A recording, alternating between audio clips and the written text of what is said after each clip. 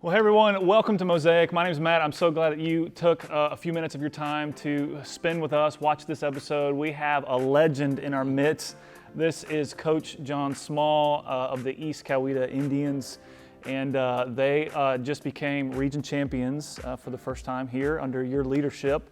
And so what we want to do periodically with Mosaic is to take some time to interview community leaders, people that are impacting lives beyond what we're even able to impact.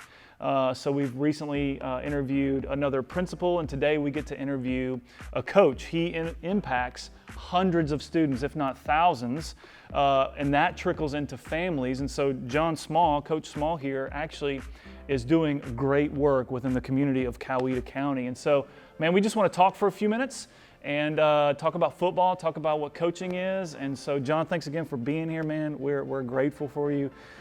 Region champs, that's amazing. Tell me how you got to Noonan and coaching football. Well, I got into football. I was able to play it in high school and then went on and played college football at West Georgia. Knew at an early age that when football ended, I wanted to stay involved in the game somehow, and was fortunate and blessed that I had some really good coaches in my life that had a tremendous impact on me and gave me a desire to want to have an impact on young people like those guys had on me, and we just try our best every day to do that. Yeah, man, that is awesome. So 4 years, 4 years at East Coweta, finally region champs. Man, tell me how you approach building a football program. Well, I think it starts with you work inside out. You got to develop, a man spiritually, physically, his mental approach every day, and then the football part kind of takes care of itself on the field. But if you don't have a foundation laid, with your character, with your spiritual, then you're not going to be very good anyway. You're going to filter out at some time. So we try to look at the total person, not just as an athlete, but a young man he's a human being. He's got a future in front of him, and we have a saying on our wall in our coach's office, and it's a big sign, and it says, "What impact did I have on my players today?" And so we see that every day as a coaching staff, and that's something we pride ourselves on is, go impact somebody today, on the field, off the field, whatever it may be. So that's awesome, man. So start inside out, work on the individual, and then the team part kind of takes care of itself, man. That's awesome. So a couple of questions, man, just out of the gate. What does a typical practice look like for you? How do you guys approach that? Well, it's all scripted out. It's planned out. I'm a big believer that if you fail to prepare, you're preparing to fail. Plus, with kids nowadays, you're not going to keep their attention very long, even some adults. But we have a plan. We work on a timer. We're always going to do fundamental work and then go and practice that fundamental work we call it a pre-test and different drills with other positions. We'll go back, do some more fundamental work, and then we have a test at the end of practice where we do some 11 on 11 and different situational things like that. And we build on it each day as we prepare for a game, as we're implementing a game plan and those types of things. And then Friday nights, you hope the plan worked out and the kids grasped it. So. Right.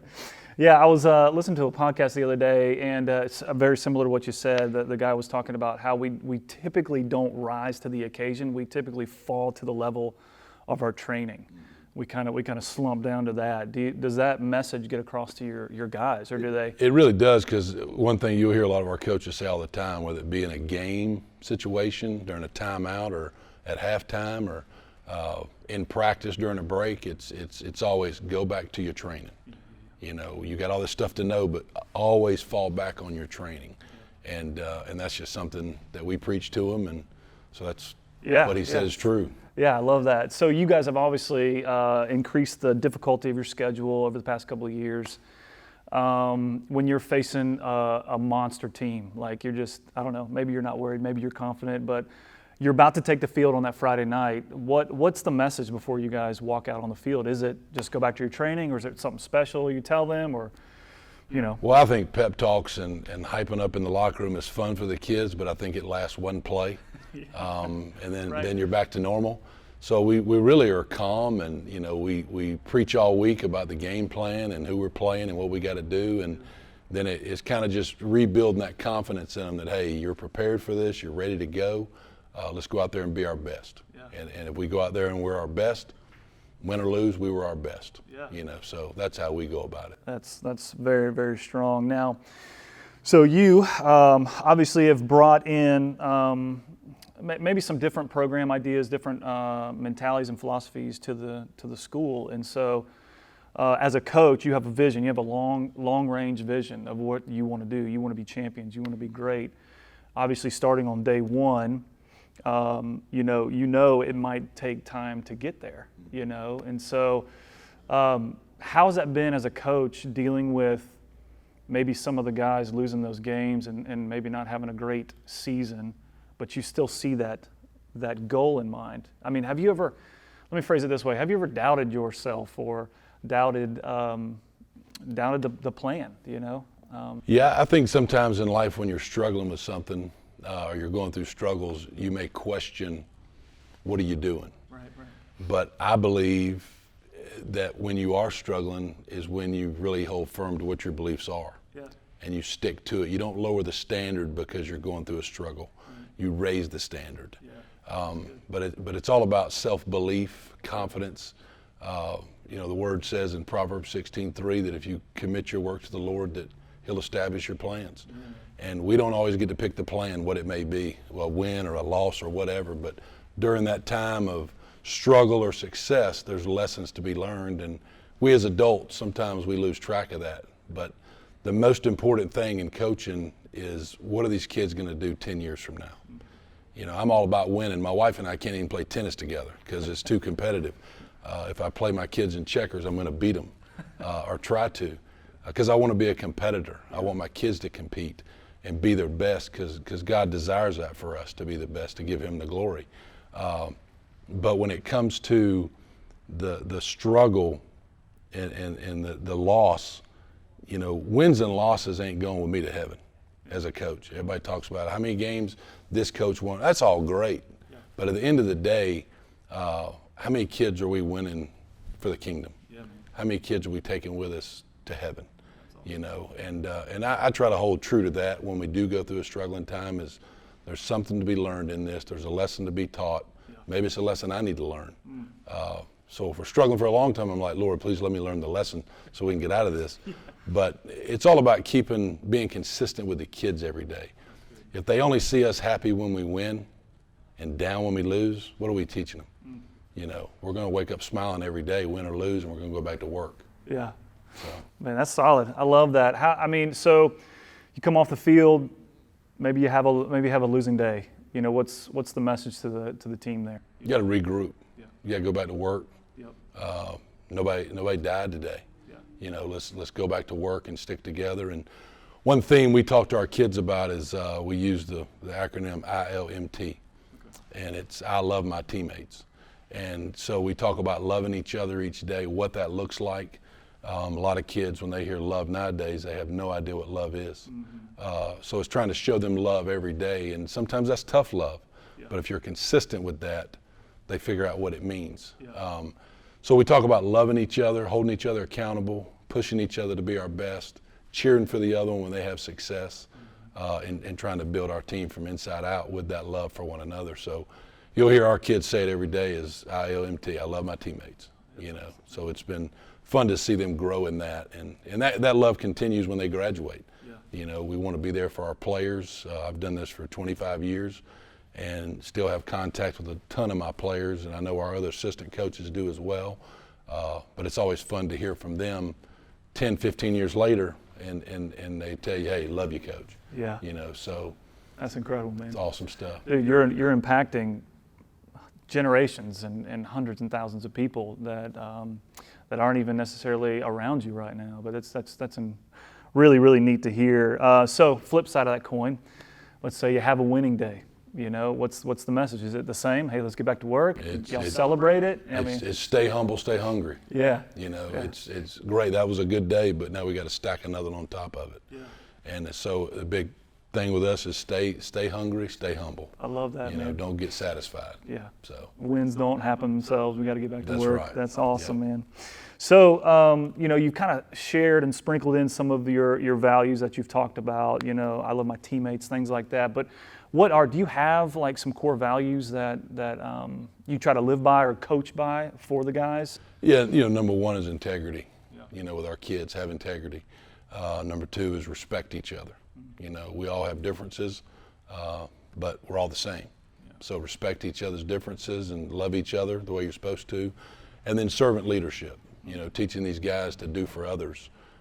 So many times we want to be served and somebody do something for us, but how often do they want to get out and do something for somebody else, and trying to teach them those things. And we share with them that, Jesus said he came to the earth to serve, not to be served. And we're supposed to follow that lead and serve others. And in return, he's going to take care of us. Yeah. I love that, man. I love that. So let me ask you kind of a tough question here. When a parent comes to you and they think that their kid should play more than what you allow them to play, man, how do you handle that question where, I've got boys, they're amazing. They play a bunch of sports. As they're younger, they kind of struggle with some of the fundamentals and things like that. And as a father, I want to see him out there on the court playing more basketball, but maybe he's not ready. I'm sure you've come across those situations where mom and dad think their son should play more football, more time. How do you handle that? Just a few times we've come across that. But, there's 11 men on the field at a time, and most parents think, play the best 10 and my son. But no, parents are great. I'm a parent. I got 2 beautiful daughters that participate in sports, so I get it. We don't discuss playing time with our parents. We discuss it with their kid. We want kids to be advocates for themselves, learn to speak up for themselves, growing them into a man. But we also tell our kids that when you love somebody, you tell them the truth. So we're going to be very honest with our kids of what their ability level is, so there's no misconception. That doesn't mean they can't get better. But you can't hide from it. You got to face it head on and deal with it with the kid. And we try to treat every kid in our program the same, whether they're the best player or the worst player. That's the kind of culture we've tried to create. So everybody has a role. You may not like that role, and if you don't, then don't play, but understand your role going in, But we have great parents at East Coweta. They're great, very supportive. And you're not going to make everybody happy in life as a leader. And if you're trying to make everybody happy, or you are, then you're not doing a very good job of leading. So, and that's part of it. That's good. Yeah, I remember. So I had a basketball coach in high school. Again, I'm a product of his coaching to me. And so I remember one day we were struggling hard on the court, and he just huddled us up, and he just snatched us by our jerseys and said, "Hey, man, we're down right now. And this is just a game, but in life, if you're married with some kids and you're down in life, what are you going to do as a man? What are you going to do? Now let's get back in let's go play." And so he was constantly trying to coach me and take the game and apply it to real life situations. Like when you're knocked down, what are you going to do? You're going to give up and quit? So I know winning's important to you. I know obviously coaching young men. How important is it to you to develop men to win in life? I know we've talked about that a little bit already, but I know it's got to be a top priority for you guys. It is, and in the game, in sports, you deal with adversity every single day. It doesn't matter if it's a good day or a bad day. There's going to be adversity. Could be it's too hot. Could be you didn't sleep very well the night before. Could be that somebody's just beating on you at practice, another player. But adversity, we talk about adversity with our players, that it's an opportunity for greatness. So we face an adverse situation in a game or in life, it's an opportunity for greatness. And how do you rise to the occasion? Because we share the same things with them, that one day when you're 30 and you lose your job, what you going to do? It's adversity, opportunity for greatness. Your kid gets sick, opportunity for greatness. And it's easy to lead when things are going well. That's not leadership. And so when it's tough, who's going to rise to the occasion and keep going? And I see it a lot in injured kids that get injured, that are playing all the time. They get injured. Their season may be cut short. Okay, what are they going to do? They got some adversity. You can either tuck tail and go home and cry about it, or you can come to practice every day and be a great leader and be a vocal leader and let other guys see you as an example of, I'm going to rise above this. And to me, that's better leadership than a guy scoring all the touchdowns. Right. Yeah, man. And you see that a lot of times in kids, because injuries are a part of the game. They stink. But teaching them to deal with adversity, because we're all going to face it, and how do we respond? Yeah. So when a kid's struggling, maybe it's a teammate of yours, maybe he's struggling off the field, maybe with schoolwork, or maybe struggling with home life. I know everybody's situation's different. And as a coach, you're probably somebody they can come to and trust and say, hey man, I'm failing this grade, or I'm struggling at home. What's your approach? I know those are different situations, but what's your approach to helping those kids? Well, our kids know, and our parents know this as well, that with a parent, playing time is never discussed. But any other topic they want to discuss, our door is always open. And our players know that our door is always open. We talk to them about it's bigger than football. This is not about just Friday nights. This is about a relationship that we build, that we continue through life. So we get some really hard conversations sometimes with our kids, and we learn a lot about stuff they're going through. But our kids know, and I got an unbelievable coaching staff that does the same thing. We're all together doing the same thing, so it's not just me. But all of our wives understand too what we do and the impact we want to have. So if we get a call at 1 a.m. from a player, our wives are like, go, So our kids know we love them. They can trust us, and with trust, young men today, sadly, a lot of them have a hard time trusting an earthly father, because that father may be absent. And here we are at church and other things we do, and we're telling people to trust a heavenly father. Yeah. Well, how can they trust a heavenly father if they can't trust an earthly father? Yeah, that's right. So we have an opportunity as men that are in their lives to build trust with them, to teach them what love is, and to what being a man is, and to hope and open their eyes and their heart to a heavenly father one day. Yeah. And man, that is that's phenomenal, because I think it's easy for us to kind of screen a call, silence the phone, ignore it, because hey, that's not my problem. But instead, you decide, man, I'm going to actually get in the problem with them and be a resource and be a helping hand, and that's going to affect their lives beyond the football season, and they're going to remember that. And so that's not only, again, affecting them, it's going to affect their family and their future down the road, because you're willing to help them get through some adversity or whatever that might be. So another couple of questions before we wrap up here. I believe that that we never grow out of the need for a coach in our life. I think that all of us have areas, blind spots in our life, where we need somebody else speaking into our life, where we need a coach beyond just the football field. A coach has a unique perspective. As a player, I remember as a basketball player, we ended up winning our state championship. We were a small independent school, GISA is what it was called. We won, but I remember getting on the court and thinking that I know what I need to do. But the coach has this other perspective that I'm just not able to see, being willing to trust them. But as I grow up, understanding, I still need coach. I still need people to speak into my life. So, speaking of that for a second, if you wouldn't mind, but, how important is it to have a coach at all stages of life? It's huge, and I tell them, I'm 46 years old. I know I probably look 80, but with the white hair. But I tell our players that, I'm a grown man. I got a family. I got a job, but I got people I need that speak into my life, and there's nothing wrong with that. Yeah. And we try to be real with them and expose ourselves to them, and they think we're just robots. But no, we all have problems. We all have issues we have to deal with. But you got to have somebody that you trust that speaks into your life.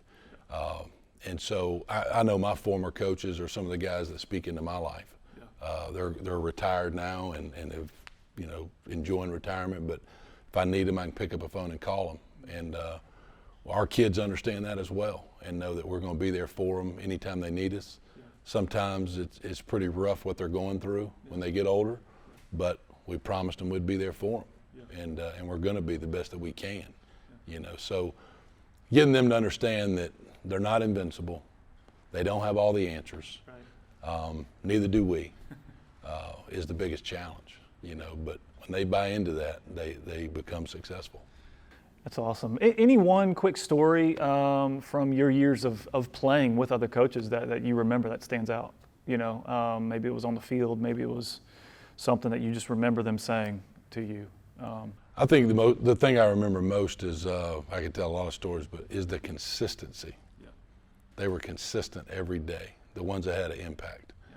There was not a day that went by, whether it was good or bad, that they weren't the same person. That's awesome. And they weren't just good when it was good and different when it was just every day they were the same person. Yeah. And as a young person, I realized that. It took me a while, but I was like, wait a minute, this guy's not too high, he's not too low. Yeah. He cares about me regardless. Oh man, you know? we need to learn that. Yeah. Gosh, we need that in our society. I need it in my life, man. That's just a great thing. Last question for you, and we really do appreciate your time. But you've said throughout this interview, you've talked about your faith a little bit. So I know that's important to you. How important is your faith to you, and how does that affect your coaching as well? You said being a person of integrity, right? So our principles that we have with our faith, does that affect how you live your life and how you coach? Well, I don't think you can say one thing and do another. Yeah. You got to be who you are. Mm-hmm. My faith is a huge part of my life. I'm not a perfect person by any means, but I know what God has done in my life, and I know that I'm loved and I'm forgiven, and I live with peace every single day, and I desire for these young men to live with that same peace.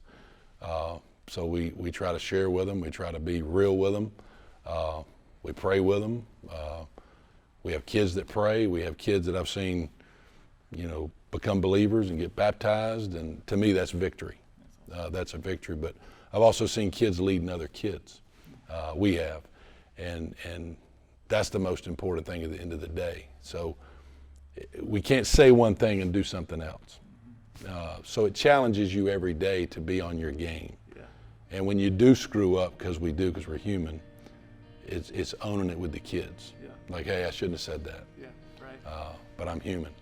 Yeah. But letting them see us as coaches be real is the most important. Yeah. I love that. Well, Coach, thank you for your time. Thank you. Man, we are just looking forward to many, many seasons of more winning and more growth with the students in the school. And man, we're so thankful for the impact and the investment that you give to our community, to all the kids and parents at the school and beyond. So again, thanks for spending some time with us here on Mosaic. And Thank you. Again, to everybody watching, we're grateful for you. And we have a great episode for you the following week. So tune in and share it with your friends. We'll see you later.